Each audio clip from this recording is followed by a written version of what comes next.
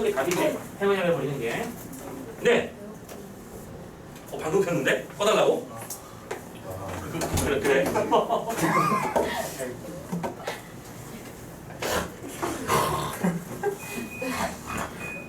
뭐야, 뭐 어떻게 된 거야?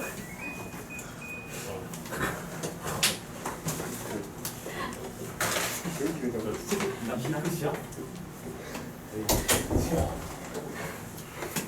제목은 풀 그림 편지하려고? 켰구나. 오케이. 풀 그림 되잖아요.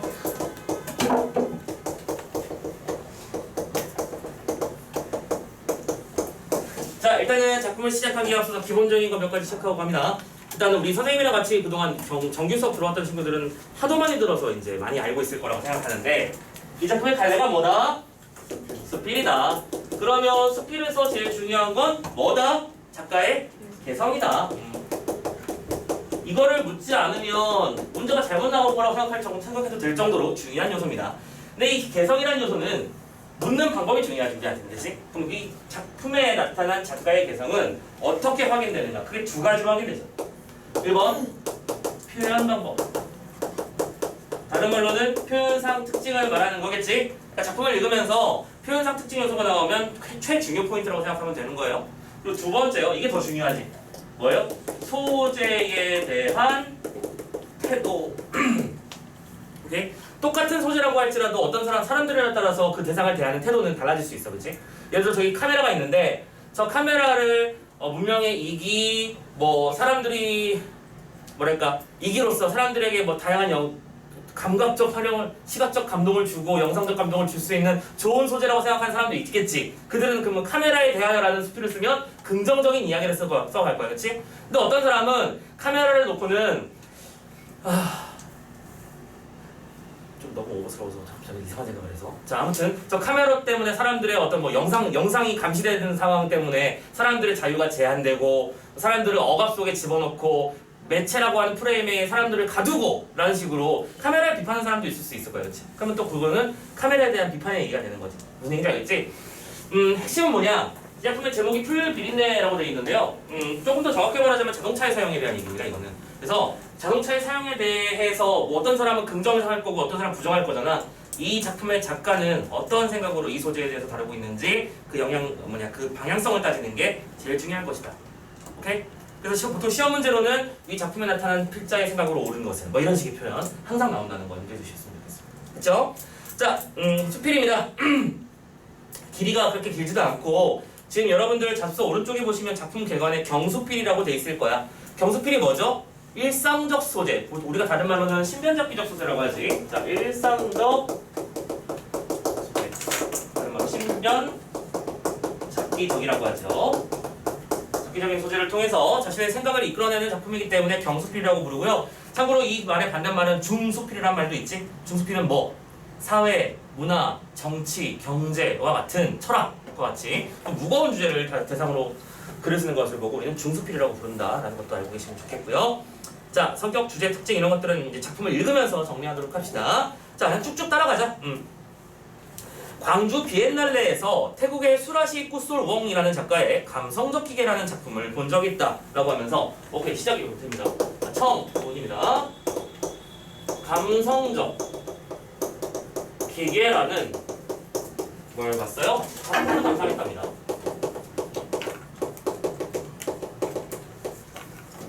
참고로 오른쪽에 감성적 기계라는 녀석이 사진으로 표현되어 있는 거 보이시죠? 그 자동차 프레임 뒤집어가지고 그걸 그네처럼 이렇게 매달아 놓은 형태입니다.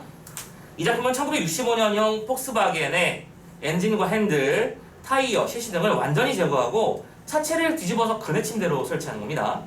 그네 옆에는 타이어를 비롯한 부속을 재활용해 만든 의자들이 놓여 있었죠. 차체로 만들어진 그네 침대 속에서 아이들이 텔레비전을 보고 있는 동안 나는 타이어를 쌓아 만든 의자에 걸터 앉아 그 감성적 기계를 바라보았습니다. 좋아요. 흔히 달리는 무기라고 불리는 자동차가 완전히 해체됨으로써 새로운 용도로 거듭난 모습은 예술 고유의 전복성을 보여줄 뿐 아니라 자동차에 대한 생각을 곱씹어보게 했답니다. 자, 작품을 감상했는데 그 감상의 결과 두 가지를 느꼈대. 첫 번째, 전복적 사고. 전복이라는 표현이 전복성이라고 나올 거다. 전복성. 요거 하나를 느꼈고요. 전복성이 무슨 말이야? 일상적 소재를 작품의 예술적 작품으로 바꾸는 사례. 대표적인 예로 여러분들 샘이라는 작품 들어본 적 있지? 샘. 남자 화장실에 있는 소변기를 그냥 뜯어다가 미술관에 톡하니 놔뒀어요. 그래놓고 작품의 제목을 샘이라고 했습니다. 어느 장소에 있느냐에 따라서 예술작품이 되기도 하고 화장실에 변기가 될 수도 있는 거, 그런 것들을 보여주기 위한 어떤 특정한 시도라고 하더라고요. 난 그걸 봐서 도저히 예술 세계가 좀 더 어려워져서 더 모르겠고요. 뭐 어쨌든 간에 전복성도 맞지만 중요한 건 이 자동차에 대한 생각, 오케이? 이 자동차라고 하는 소재를 새로운 방식으로도 바라볼 수 있지 않을까라고 생각했대요. 그럼 결론적으로 뭐가 되는 거지? 감성적 기계라고 하는 작품을 감상한 것이 바로 뭐가 되는 거야? 작품 창작의 계기가 되었다라고 말하고 있는 거지. 이거 보다가 이런 제재가 떠올랐어. 그래서 나는 이제 글을 써보려 해. 갑니다. 그 무렵 나는 초보 딱지도 떼지 않은 상태여서 자동차가 주는 편리와 불안을 아주 예민하게 느끼고 있었습니다. 자, 나중에 이제 자동차 면허 따보시고 운전을 해보시면 아시겠지만 자동차는 운전하는 거 개뿔도 안 어려워요. 자동차가 제일 어려운 게 뭔지 알아? 운전을 하면서 제일 어려운 거. 딱 하나만 조심하면 돼. 주차야. 우리나라는 특히 더 주차야. 주차만 잘하면 운전 다 한 거야.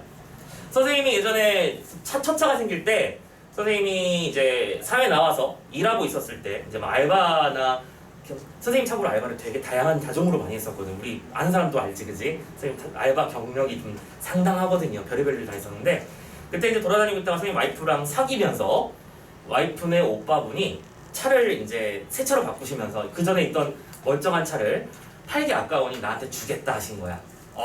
눈이 돌아가잖아, 그지? 그래가지고 그날부로 운전면허 학원에 등록했어. 나는 당분간 차를 탈 생각이 없었는데 준다는데 거절할 이유는 없잖아.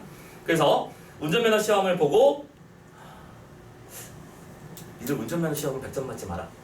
선생님처럼 된다. 선생님 운전면허 시험도 공부해서 봤거든.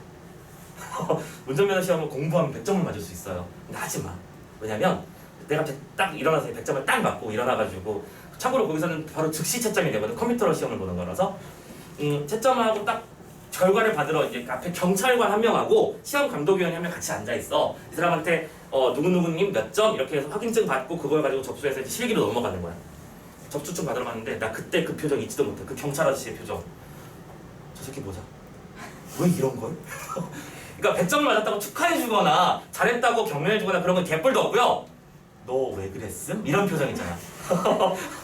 이러면 안 되는 거구나. 그러면서 면허를 따가지고 어쨌든 실기까지 잘 풀어가지고 바로 이제 차를 가지러 갔어요. 지금 아직 선생님 차를 한 번도 제대로 몰아본 적도 없는 거야. 근데 참고로 선생님 면허는 1종 보통으로 땄거든. 1종 보통이 뭔지 혹시 알아요? 그러니까 운전면허에는 1종, 2종이 일단 크게 있어. 이거 말고 특수면허도 있고 이륜면허도 있고 하는데 1종하고 2종은 차의 크기라고 생각하면 편해. 그러니까 1종은 뭐 트럭 같은 레벨까지 말하는 거고, 그러니까 2종이 일단 승용차야. 1종은 승용차에다가 플러스 승합차나 트럭 이런 것들을 말하는 거야. 그러니까 더 많은 것들을 몰 수 있게 되는 거지. 그치? 그리고 보통 면허가 있고 오토 면허가 있어요. 보통 면허는 말 그대로 수동까지 몰 수 있는 거고 오토 면허는 오토 아니면 못 모는 거야. 그래서 참고로 대부분의 우리 사람들은 2종 보통 면허 아니면 2종 오토 면허만 있어도 운전은 다 할 수 있지. 근데 문제는 그 차가 아닌 것들을 몰기 시작할 때야. 예를 들어 뭐 12인승 스타렉스 이런 거 있잖아. 9인승 무슨 차 이런 걸 몰라면 일단 1종 면허가 필요하고 대부분 보통 면허가 필요한 경우가 많아요. 그래서 2종 면허를 따가지고 5년인가 10년인가 무사고로 지내면 1종으로 승급시켜줘요. 이런 시스템도 있어요. 그래서 이제 면허를 따가지고 1종 보통 딱 따가지고 왔는데 1종은 오토하고 보통하고 차이는 뭐냐면 클러치의 존재 여부예요. 수동으로 기어를 바꾸는 거거든. 그러니까 운전할 때 여러분들은 엑셀을 밟으면 앞으로 나가고 브레이크를 밟으면 딱 쓰고 이런 식의 패턴이면 충분한 거잖아, 그렇지? 근데 이제 기어를 바꿀 때는 클러치라는 장치가 따로 있어서 그걸 밟으면서 기어를 바꾼 다음에 다시 엑셀을 밟아야 돼. 복잡하지? 근데 요즘 차는 그냥 엑셀 밟으면 앞으로 가. 브레이크를 밟으면서 되게 단순하잖아. 오케이? 그런 차인데 자, 면허를 땄어요? 선생님 와이프가 마산 살아요. 마산까지 내려가는 거야. 고속버스 타고요. 고속버스 타고 마산 내려가서 차 받아가지고 그날 밤 같이 술 마시고 잘 놀고 다음날 술 충분히 깬 다음에 운전해서 서울까지 고속도로 타고 왔어요. 타고 오는데 고속도로가 난 처음에 제일 무서울 줄 알았거든? 고속도로가 세상에서 제일 편해. 뭐만 하면 돼? 앞만 보고 있으면 돼. 그냥 앞만 보고 쭉 가면 돼요. 막 심지어 졸려. 나 초보 운전인데 졸려 막. 근데 이제 서울 시내로 딱 들어왔습니다. 들어와서 이제 올림픽도로를 타고 딱 들어오는 순간부터 환장하는 거예요. 주변에서 수많은 차가 나보고 느리다며 깜빡이 켜고 저리 비키라고 그러고 나는 어쩔 줄 몰라서 또 비빌대면서 가면 또 옆차가 막 욕하면서 가고 야 이렇게 해서 힘들게 와가지고 이제 주차 딱 해나라고 왔는데 아 주차를 못하겠어. 동생 불렀어. 야 도와줘. 나 차를 가져왔는데 세울 수가 없어. 그래서 도로에 세워놓고 동생 불러가지고 이렇게 하는 거야 하면서 배우고 그리고 나서 이제 안 되겠다 싶어가지고 동생 데리고 또 가가지고 선생님 동생은 어려서부터 일을 했잖아. 선생님 수능 안 봤다고 얘기했었지.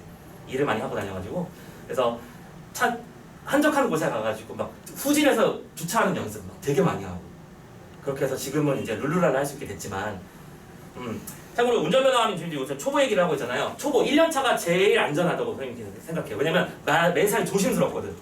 뭐 하나 움직일 때도 한 번 보고 두 번 보고 세 번 보고 네 번 보고 다섯 번쯤 보면 아 이제 가도 될까라는 생각이 들면서 여러분들 왜 초보 운전면허 뒤에 붙은 것 중에 이 들어가다가 부산까지 가겠다고 하는 말도 많이 본 적 있지. 옆으로 가기 힘들어요. 조심스럽거든요. 그런데 제일 위험한 게 2년차랑 3년차야. 그때부터는 자 초보 운전대는 이렇게 잡아. 자 2년차가 되면 어떻게 될까? 2년차가 되면 이걸로 바뀌어. 왜냐면 사고가 한 번도 안 났거든.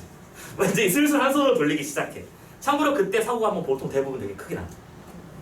대부분 크게 나고 선생님 같은 경우에도 2년차에 사고가 났었지. 근데 이거는 선생님이 잘못한 건 아니고 뒤에서 얼음에 미끄러워가지고 밟혀가지고 선생님이 그 바깥쪽으로 한 바퀴 빙 돌았는데 그때 그 분당 쪽에 수업하러 왔었을 때 왕복 6차선이에요. 여기가 중앙선이고요. 여기가 다 얼었어. 그래서 선생님이 차를 여기서 몰고 이제 우웅하고 가고 있었다. 한밤중인데 퇴근하려고. 근데 어떤 차가 빨리 가고 싶어서 달려온 거야. 달려왔는데 여기 뭐라고 했어? 얼음이지.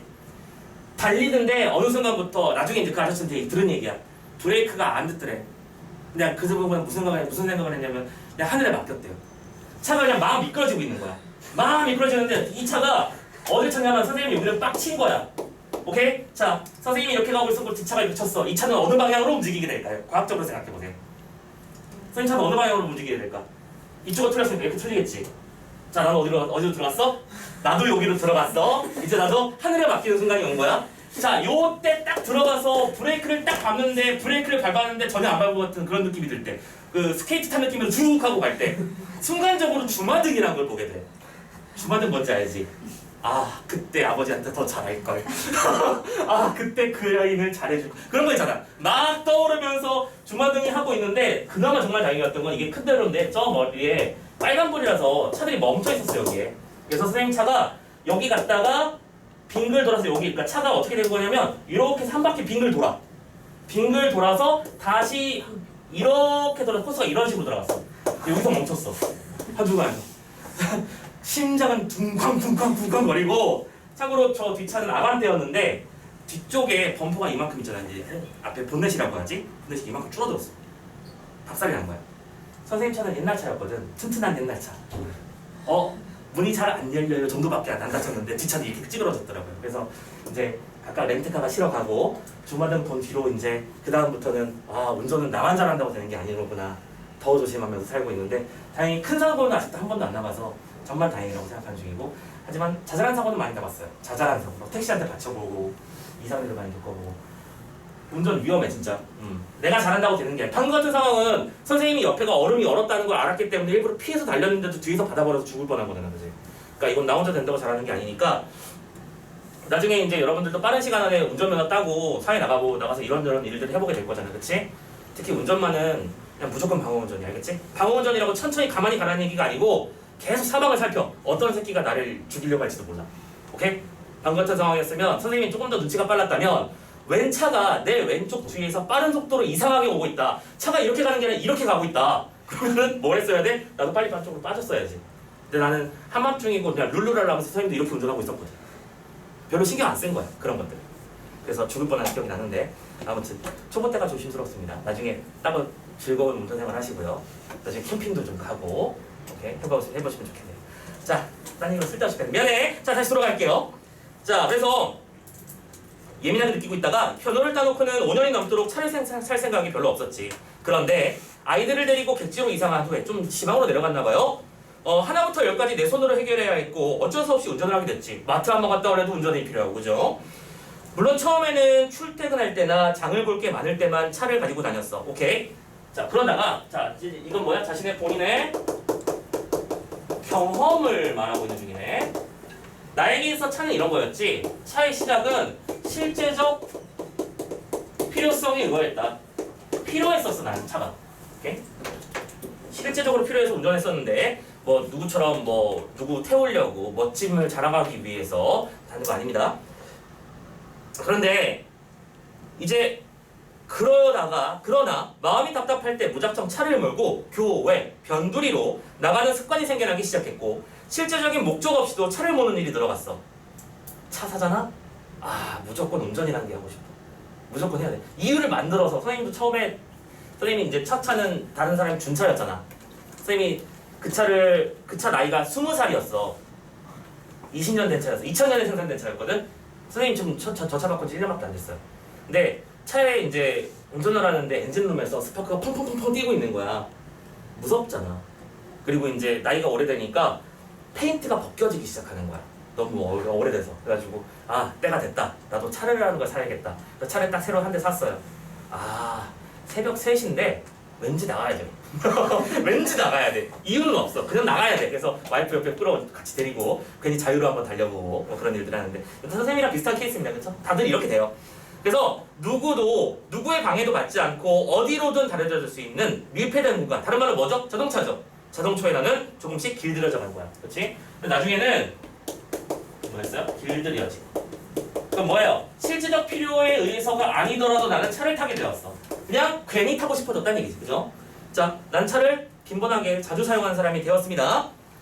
스웨덴의 생태주의자인 에민 탱스램은 이라고 돼 있지. 자, 이거 뭐예요? 갑자기 외국 사람 얘기가 나오면서 뭐 한 거예요? 인용한 거죠. 오케이? 인용은 왜 했는지 이유 알고 있을 겁니다. 왜요?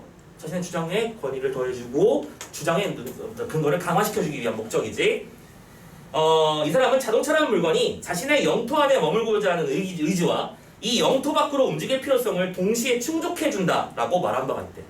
뭐예요? 자동차라는 걸 내가 이렇게 길들여지게 되는 과정에는 나만 그런 것이 아니라 모든 사람은 그런 것에 길들여질 수 있는 것이고 자동차라는 것이 지니고 있는 속성이 그러한 것이다 라고 하는 거를 얘기를 해주는 거예요.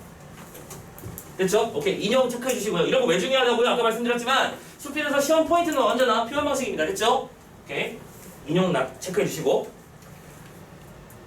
현대인들이 자동차라고 하는 아늑한 자궁으로부터 잠시도 떨어지고 싶어하지 않는다는 것도 바로 이 모순된 욕망을 자동차가 해결해 주기 때문이야. 인용의 내용은 속성 이중적이고 모순된 욕망이야. 사람은 누구나 자기만의 공간을 갖고 싶어해. 하지만 누구도 갇히고 싶어하진 않아.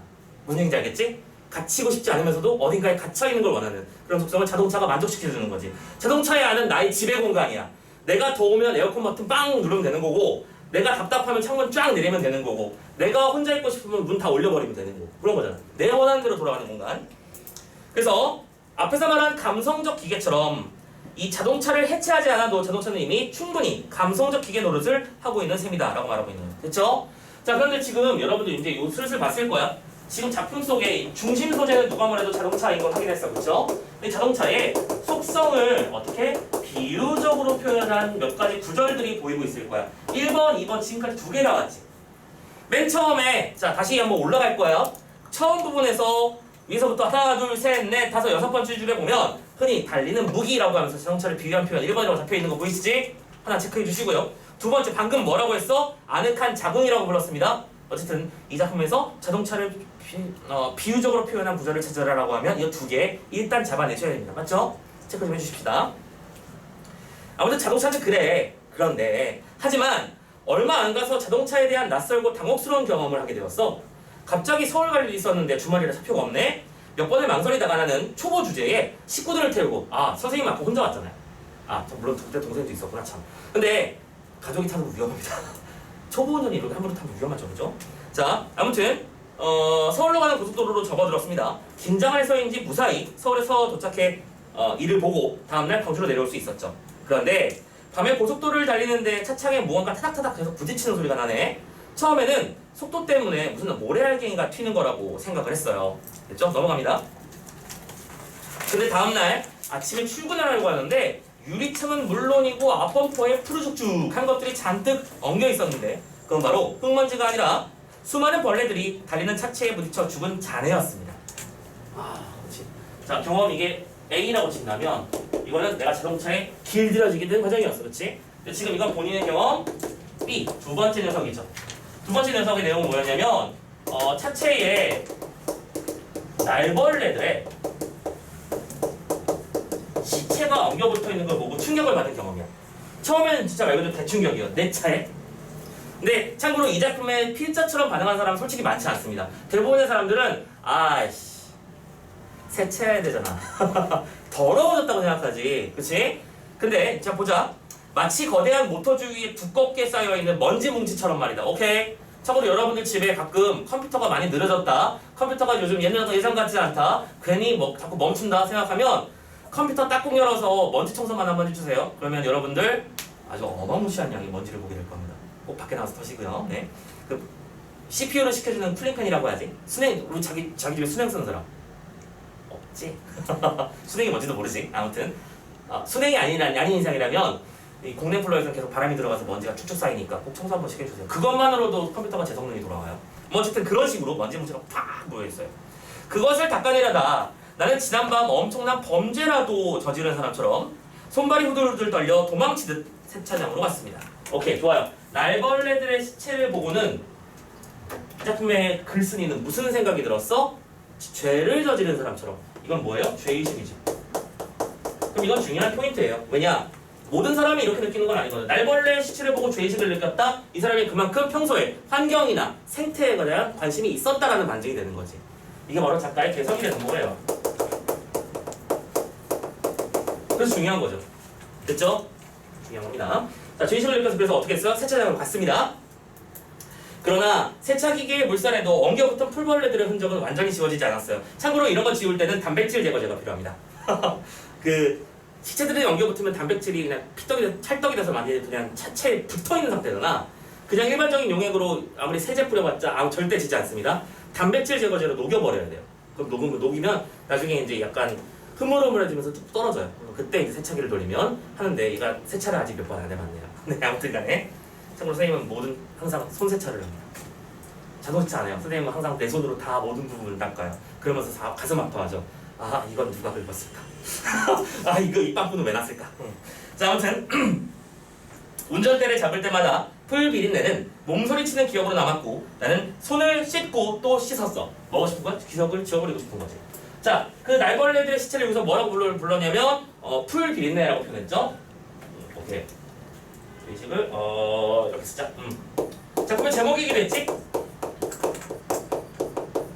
정리! 풀 비린내라고 하는 건 자동차로 인해 날벌레가 날벌레 아니고 날벌레 뭐를 떼죽음을 당한 일이다. 그렇죠? 그럼 이게 바로 핵심 소재가 되겠네? 작품의 제목이었잖아. 풀 비린내에 대하여름에 자동차 때문에 날벌레가 떼죽음을 당한 상황을 보고 작가는 뭘 느꼈을지 판단하는 게 이 작품의 개성이잖아. 그지? 자, 시속 100km 정도의 속력에 그렇게 많은 풀벌레가 진흙이 졌다는 것도 믿기 어려웠지만 이런 세상의 경험을 모든 운전자들이 월경처럼 겪었으리라는 사실이야말로 나에게는 예상치 못한 충격이었습니다. 알고는 있었지만, 알게는 되지만, 머리로는 이해되지만 이런 거였구나 라는 거지. 인간에게 안락한 공간이 다른 생명을 해칠 수도 있다는 자각이 그제야 찾아왔어. 이거 밑줄 쳐야지. 뭐예요? 이거 뭐거든? 깨달음이잖아. 자, 우리 인간에게는 안락함을 주는 어떤 대상이 또 다른 대상에는 생명을 해치는 결과를 낳을 수도 있다. 뭐가요? 자동차가요. 근데 이건 단순히 자동차만을 말하는 걸까요? 이제? 아니겠죠. 아마 인간 문명의 이기들을 말하는 것이겠지? 계속합니다. 마지막 끝부분이야. 옛날 티벳의 승려들은 하면서 이제 이게 중간이었고요. 이제 끝에서 정리하는 거니까 그냥 여기다 쓸게요. 자, 끝 정리합니다. 옛날 티벳 승려들은 입을 열어 말을 할 때마다 공기 중에 미생물을 죽이게 될까봐 얼굴에 7개월의 천을 두르고 다녔다고 합니다. 일상적인 상황으로 생각해보자면 투머치인 건 맞잖아, 그치? 미생물까지 죽이는 걸 어떻게 고민을 해? 그럼 생각해봐. 아무것도 안 먹고 죽어버려야지. 그렇잖아. 우리가 뭔가를 먹는다는 것은 어떤 생명을 해치는 행위나 똑같은 거니까요. 식물만 먹어도 죽는 거라며. 공기도 마시면 안 된다며. 근데 이건 약간 극단적인 케이스고 일반적인 상황은 그렇지 않은 거야. 자, 그걸 생각하면 자동차를 몰고 다니는 것 자체가 엄청난 뭐다? 살생행위라고 볼 수 있겠구나. 그렇다고 하루아침에 차를 없앨 수도 없는 형편이니까 나는 자동차에 대한 태도를 정리할 필요를 느꼈어. 그래서 어떻게 결론을 내렸죠? 밑줄 시작. 차를 유지하되 사용을 최소화하고 차에 대한 의존도를 낮추는 선에서 타협할 수밖에 없었다. 그래서 자신이 내린 결론이야. 뭘? 자동차에 대한 의존도를 낮추려고 한 거지. 가까운 거리는 웬만하면 걸어가고 시동이 걸어서 어딘가를 가야 된다면 꼭 필요할 때만 그렇게 하고, 그렇죠? 그리고 그 감성적 기계의 편안함에 길들여지려는 순간마다 그것이 풀 비린내뿐만 아니라 피 비린내를 불러올 수도 있다는 자각을 잊지 않으려고 합니다. 저 피 비린내라고 하는 건 사람에게도 똑같이 해악을 끼친다는 얘기 아닐까? 오케이. 자, 이렇게 해서 결론적으로는 이 작품의 그러면 배경이 되는 사상을 생각해보자. 인간에게는, 아니 인간이라고 하는 존재라고 해서 특별하게 어떤 존재를 마음껏 해쳐도 된다는 것은 한다는 생각은 해서는 안 되는 것이다. 모든 생명은 소중하다라고 하는 뭐를 전제가 되는 인식의 바탕이 있지. 맞지? 그걸 뽑아내자면 이걸 뭐라고 한다고 아까 선생님이 은근슬쩍 말을 해버렸어. 무슨 적관점? 생태주의적 관점. 오케이. 생태주의적 관점이라는 단어 생각하시면 좋겠습니다. 생태주의적인 게 뭐라고요? 그 어떤 존재에게도 다른 존재를 해칠 권한은 없다. 자, 되셨죠? 자, 질문은 여기까지고요. 아, 잠깐만. 하나 더 있잖아. 조금만 더 할게. 이제 거의 다 왔어. 자, 운전을 시작하기 전에 나는 걷기 예찬자였고 인공적인 공간보다는 자연 속의 원명이 좁은보다 좋아했지. 그러나 차를 소유하고부터는 생태적인 어떤 발언도 할 자격이 없다는 생각이 들곤 했어. 차가 있으면 그럼 나쁜 놈은 아니냐. 그렇다고 선생님 그렇게 생각하지 않아요. 내가 차를 타지 않는다고 해서 다른 생명을 죽이지 않는 건 아닐 거거든. 그치? 자, 차를 소유하되 그에 종속되지 않는다는 것. 이런 아슬아슬한 줄타기가 앞으로 얼마나 지속됐을지 모르겠지만 다만 그날 아침에 풀비린내가 원죄의식처럼 어떤 인간의 모든 근본적인 죄들처럼 운전대를 잡은 내 손 안에 남아있을 따름이다. 그래요. 이제 나는 조심해서 운전하겠다. 이거 결론은 요거니까 굳이 다시 새롭게 볼 필요는 없을 것 같고요. 되셨죠? 내가 인간의 편의를 위해서, 나라는 인간의 편의를 위해서 수없이 많은 생명을 아무렇지도 않게 해쳤구나 라고 하는 죄의식을 느끼며 생태주의적 관점을 표출하는 내용의 수필이었습니다. 정리됐죠? 자, 그러면 뭘 보느냐? 일단 날개 쪽 문제들을 몇 가지만 살펴보도록 할게요. 몇 개 안 됩니다. 지금 30페이지를 넘어와서 다시 그림 하나 나와 있고요. 위 작품을 보면 무슨 느낌이 드냐고 물어보고 있지. 근데 이거는 솔직히 말하자면 답이 대한민국의 학생들 수만큼 있겠지. 그치? 근데 이거는 답이 의도된 질문이잖아. 그쵸? 어저께 네이버 폼을 보니까 이런 얘기가 나오더라고. 어떤 대상이 녹는 한계가 있는가 해보고 싶어서 과학 실험을 이제 테스트를 받았는데 그게 원래 테스트의 목적은 뭐냐면 이만한 물을 담아놓고 소금을 1g씩 계속 넣어보는 거야. 오케이? 넣다 보면 어느 순간부터는 더 이상 녹지 못하고 딱 그냥 가라앉아 버리는 대상이 생기겠지. 그래서 녹는 점에는 한계가 있다는 걸 증명하라는 거야. 이렇게 테스트하라는 건데 똘똘해. 귀찮잖아. 소금 위에다가 물을 한 방울 떨어뜨렸어. 한계가 없다면 저 물방울은 거대한 염분 물방울이 됐어야 되는데 그렇지 않았으므로 한계는 있다. 이렇게 결론을 내렸더라고요. 선생님의 입장에서는 여기다 동그라미를 쳐줘야 될까요? S를 쳐줘야 될까요? 어렵지 않냐? 틀린 말은 아니잖아. 근데 이 문제의 의도를 읽지 못한 거지. 오케이? 선생님 비슷한 거라고 봅니다. 문제의 의도를 말하는 거야. 이것도 마찬가지. 답은 여러 가지겠지만 의도는 뭘까요? 자, 봅시다.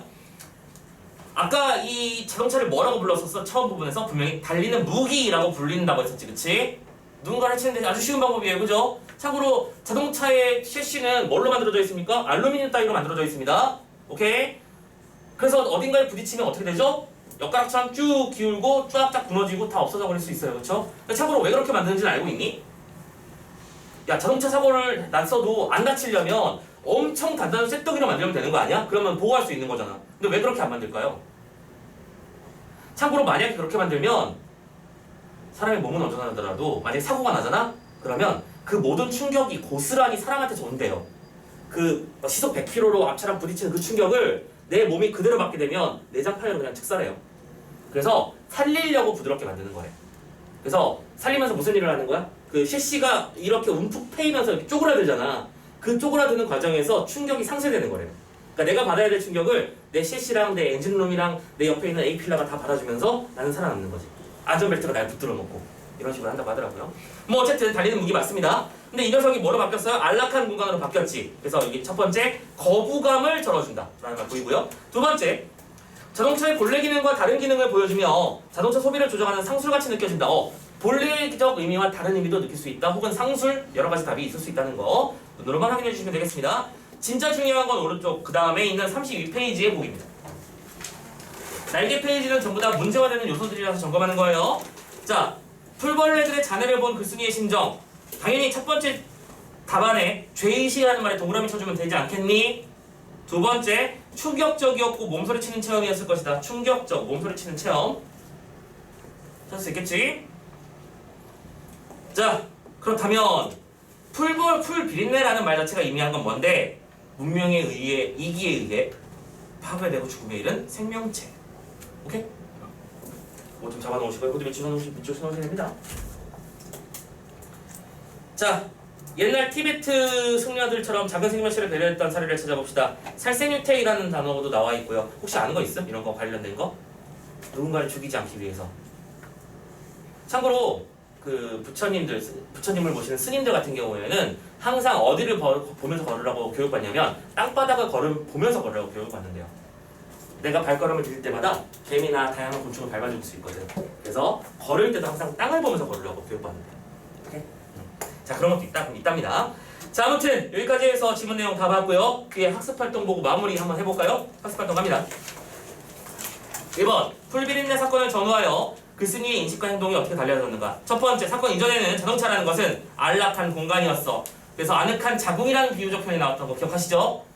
자, 그래서 점점 나는 어디에 길들여졌어? 감성적 기계에 길들여졌었지. 그런데 풀비린내 사건을 겪었어. 차체에 수많은 벌레들이 달려붙어 죽은 걸 확인했지. 그 이후 나는 이 자동차가 생명체를 살상하게 만들 수 있다는 죄의식을 느끼게 되었어. 그래서 그 결과 나는 어떻게 하게 됐지? 자동차에 대한 의존도를 줄이는 방식으로 적절하게 자신의 정도를 조절했고, 이걸 예쁘게 말할 때 뭐라고 했어? 소유하되 종속되지 않으려 했다라는 되게 예쁜 말을 바꿔놓은 거 보이시죠? 소유하되 종속되지 않는다. 우리들이 핸드폰을 다루거나 할 때도 마찬가지잖아. 우리 분은 핸드폰을 소유하지만 종속된 사람도 되게 많지 않니? 핸드폰 떨어지면 큰일 나는 사람들. 내 손에서 핸드폰이 떨어져 나가면 충전이 안 됐으면 큰일 나는 사람들이 있죠. 그렇게 되면 안 된다는 겁니다. 2번, 이 글에 담긴 윤리적 성찰과 관련해서 아래 활동을 해봅시다 라고 되어 있군요. 자, 1번에서 생태 중심주의 윤리에서는 이라고 되어 있는데, 이 생태 중심주의가 바로 생태주의적 관점을 말하는 겁니다. 그래서 나오는 말이에요. 인간이 자연으로부터 독립된 존재가 아니라 자연의 한 구성원이며 자연이 그 자체로도 도덕적으로 존중받을 가치가 있다고 보는 것이라고 되어 있는데요. 자, 그러면 이 얘기를 왜 한 거겠니? 이 작품의 배경과 전제 안에는 이런 내용이 담겨 있어라는 걸 확인하라는 얘기겠지. 자, 보시면 마지막 문장입니다. 때문에 다음부터 자동차 이용을 최소화해야 된다고 생각하는 것은 바로 이러한 관점. 그럼 이러한 관점은 뭔데? 모든 기준을 인간 기준으로 해서는 안 된다. 생태라고 하는 거대한 자연 체계 속에서 보아야 된다고 하는 전제 조건을 걸어놓은 거 잡으시면 되겠군요. 됐죠? 자, 그리고 2번은 알아서들 생각해 보시는 걸로 하고, 자, 3번 문제 넘어갑시다. 일회용품. 그리고 마지막으로 슬견설 잠깐만 보고 마무리 해드릴게요. 자, 이건 뭐예요? 현대 수필입니다. 맞죠? 지금 우리가 볼 건 고전 수필입니다. 다를 건 없어요. 맞죠? 수필에서는 작가의 개성이 중요하고 중심 소재 찾는 게 중요하고 그 소재를 통해서 작가의 태도를 읽어내는 게 중요하고, 그러면 왜 하필이면 수많은 작품들 중에서 이걸 가져왔는가를 생각해보면 되는 거지. 슬견이라고 하는 건 이와 개를 말하는 거예요. 이때 이라고 하는 건 머릿속에 있는 그 이들, 그리고 개는 강아지를 말하는 거겠죠? 자, 이 두 개에 대해서 무슨 얘기를 하는 건지 한번 살펴봅시다. 참고로 완전 사이드 얘기지만 이 끝에 설이란 말 붙어 있는 거 보이지? 뭐 슬견설, 이옥설, 참화설 뭐 등등의 설이 있고요. 또 무슨 기 시리즈도 많이 있는데 이 기와 설이라고 하는 게 대표적인 고전 수필 갈래예요. 이 중 설이라고 하는 녀석은 보통 경험 플러스 깨달음이라고 하는 이중 구조를 가지고 있는 경우가 많아. 이중 구조에 의해서 작품의 내용이 이어진다. 참고로 이거 말고 말씀드렸던 기라고 하는 녀석은 보통 유한라산기, 유관악산기 이런 식으로 어딘가에 직접 갔다 온 경험을 그 기록하는 형태의 글이 많다는 것도 알아두시면 좋겠고요. 자, 읽어봅시다. 어떤 나그네가 나한테 이런 말을 했어. 어제 저녁에 아주 처참한 광경을 봤어요. 내가 어떤 불량한 사람이 큰 몽둥이를 들고 돌아다니는 개를 쳐서 죽이는데 보기에도 너무 참혹하여 실로 마음이 아파서 견딜 수가 없었습니다. 진짜 잔인한 방법인데요. 혹시 개고기 먹어본 사람? 안 먹음? 참고로 선생님도 개를 키우죠. 2마리 키웁니다. 그래서 개고기를 먹진 않습니다. 근데 선생님도 강제로 먹음을 당해본 적은 있지. 이것도 선생님 시골에 있었을 때 일이야. 선생님 외할머니 댁 마당에는 누렁이가 자라고 있었어. 항상 시골에 있는 강아지들 이름은 항상 똑같아요. 누렁이입니다. 누렁이가 선생님 방학 때마다 놀러 가다 보니까 자주 만난 녀석이었는데 어느 날 이제 오늘 여름날 놀러 갔는데 누렁이가 안 보여요. 어디 갔어요 할머니 했더니 그냥 먼 데 갔대. 그래서 그런갑다 하고 그냥 아무렇지도 않게 놀고 있다가 어르신들과 함께 어르신들이 어디로 오래. 오래서 가봤는데 저기 몸에 좋은 음식을 먹겠다고 하면서 저기 소뚜껑에서 너도 한 국자 퍼오래. 진짜 그 충격 지금도 잊지 못해. 소뚜껑을 딱 열었는데 개 머리가 있는 거야. 뽀글뽀글 끓고 있는 거야. 그래서 선생님 와 하니까 옆에 있는 어른들은 나 놀리려고 그런 거냐 지금 방금 거. 그치? 막 깔깔대고 웃는데 참고로 그때부터 나는 선생님은 이제 개고기를 안 먹어. 그게 첫 충격이었어서. 안 먹긴 하는데 그때 참고로 이제 선생님 들은 얘기지만 그리고 이제 많이 본 적도 있고요. 실은 개고기를 먹으려고 할 때는 개를 잡아야 될 거 아니야. 일단 죽여야 될 거 아니야. 그치? 오케이? 근데 개를 잡을 때 개를 목 매달아 놓고요. 두들고 그냥 팬대요. 거꾸로 매달아 놓고 두들고 패요. 패면 이제 피를 토할 거 아니야. 그치? 그렇게 해서 피가 자연스럽게 빠졌을 때 개고기가 제일 맛있다고 하더라고. 그런 잔인한 미친 짓을 하는 거지. 오케이? 자, 사람이 먹을 거면 인도적으로 한 방에 죽여주자. 인간적으로. 한 방에. 우리 소고기 좋아하잖아. 닭고기 좋아하잖아요. 고통 없이 한 방에 보내줘야지. 먹을 거라면. 중도자 입장을 취하자고. 그치? 근데 그때는 이제 개 잡겠다고 이렇게 하는데 옛날에 그런 것도 되게 회자됐던 얘기 중에 하나잖아. 집 주인, 그 개가 또 충성스러운 동물이잖아. 그치? 그러니까 개를 죽이려고 반쯤 패놓고 기절했는데 죽었던 줄 알고 끓는 물에 개를 담갔어. 근데 그 개가 정신이 들어가지고 기어 나온 거야. 나왔는데 주인이 불렀대. 꼬리를 치면서 오더래. 내가 때려가지고 내가 냄비에 넣었는데 주인이 부르니까 꼬리를 치면서 오더래. 그래서 다시 죽여가지고 다시 집어먹는 얘기 들었는데 이건 좀 아니지. 그치? 생각이 많아졌어요. 아무튼 간에 아무튼 지금 이게 얘기하는 거죠. 아무튼 어떤 나그네 이게 말입니다. 누군가가 개를 잡고 있다. 굉장히 비인도적이다. 이라고 생각한다. 라고 말한 거지. 그래요. 선한 마음을 가집시다. 이런 식으로 하는 건 천벌받을 짓이라고 나는 개인적으로 생각해요. 이걸 뭐 논리적으로 반박하고 그렇게까지 하고 싶진 않지만 그래요. 자, 그래서 이런 말을 하죠. 그래서 이제부터 나는 맹세코, 개나 돼지고기를 먹지 않기로 했습니다. 어떻게 하면 좋아요? 좀 너무 멀리 가셨는데요? 그런데 이 말을 듣고 나는 이렇게 대답했다.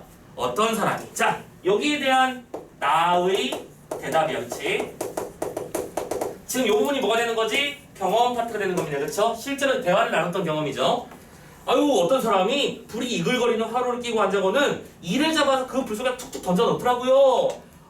너무 마음이 아팠어요. 그래서 나는 이를 죽이지 않기로 했죠. 오케이? 뭐요? 나는 이도 오케이? 똑같이 불에 태워 죽이는 비인도적 살생활을 하는 모습을 보았다라는 거지. 됐죠? 그랬더니 그 나그네가 실망을 합니다. 아니, 이라고 하는 건 미물, 보잘것없는 생물 아닙니까? 나는 커다랗고 크고 육중한 짐승이 죽는 것을 보고 불쌍히 여겨서 말한 것인데 당신은 구태여 이를 예로 들어서 대꾸하니 이것은 필요 없고 나를 놀리는 게 아닙니까? 오케이? 자, 나그네의 주장입니다. 동물과 미물은 뭐하나? 다르다. 그게 주장의 내용이었던 거지, 그치? 그런데 나는 좀 더 구체적으로 설명할 필요를 느꼈다. 설명이 들어가는 거죠. 물은 피와 기운, 기라는 게 있는 모든 것들은 사람으로부터 소, 말, 돼지, 양, 벌레, 개미에 이르기까지 열거, 강조지, 체크. 모두가 한결같이 살기를 원하고 죽기를 싫어합니다. 어찌 큰 놈은 죽기를 싫어하고 작은 놈만 죽기 좋아하겠습니까? 그런즉 핵심은 여기 있네. 개와 이의 죽음은 같습니다. 나의 주장은 뭐예요? 동물이나 민물들 모두 생명을 가진 존재는 모두가 같은 거야. 자신의 생명을 소중히 하려는 것, 생명을 이어나가려고 하는 것, 심지어 미토콘드리아도 살아남으려고 그러는 거잖아. 그지? 두 개의 구조가 무슨 구조? 대립 구조로 이루고 있는 거 보이시죠? 계속. 그래서 예를 들어 큰 놈과 작은 놈을 적절히 대조한 것이지 당신을 놀리려고 하는 말은 아닙니다. 당신이 내 말을 믿지 못하겠다면 열 손가락 한번 깨물어보세요. 엄지손가락은 아프고 나머지는 안 아프십니까? 그런 건 아니죠. 한 몸에 붙어있는 큰 지절, 그 마디와 작은 부분에 골고루 피와 고기가 있으니 그 아픔은 같은 것이 아니겠습니까? 하물며 각기 기운과 숨을 받은 자로서 어찌 저놈은 죽음을 싫어하고 이놈은 좋아할 리 있겠습니까? 당신은 물러가서 눈 감고 고요히 생각해보세요. 그래서 달팽이의 뿔을 소의 뿔과 같이 생각해보고 메추리를 봉황 같은 거라고 생각하면 됩니다. 커다란 붕과 같이 동일시해 보십시오. 그렇죠? 이 작품의 교훈은 뭐예요? 모든 존재는 소중하다. 그 말이 같던 거지. 그리고 당신이 이 말을 이해한 뒤에야 나는 당신과 함께 도를 이야기할 수 있겠군요. 라고 얘기하겠습니다. 라고 했고요. 참고로 이 뒤에 쓸 때 말은 그래서 손님은 아무 말도 대꾸하지 못하고 자리를 떴다. 이게 끝입니다. 됐죠? 그래서 결론적으로는 이 작품의 소재는 뭐예요? 개와 이를 죽이는 이야기. 그치? 근데 이것을 통해서 하고 싶었던 이야기는 뭔데? 결론적으로는 모든 생명은 똑같이 소중하다. 그렇다고 코로나도 인권이 있으니 코로나를 살립시다라고 하지 마시고요. 저분 좀 멀리 가신 거죠? 모든 생명은 소중하다. 1번 글쓴이가 말하고 싶은 교훈은 뭔데? 역시 모든 일을 인간의 관점으로 한번 바라보지 말자. 인간과 같은 커다란 크기를 가지고 있으면 생명이 소중할 거고 작으면 아닐 거라고 생각하는 것도 잘못된 생각이다.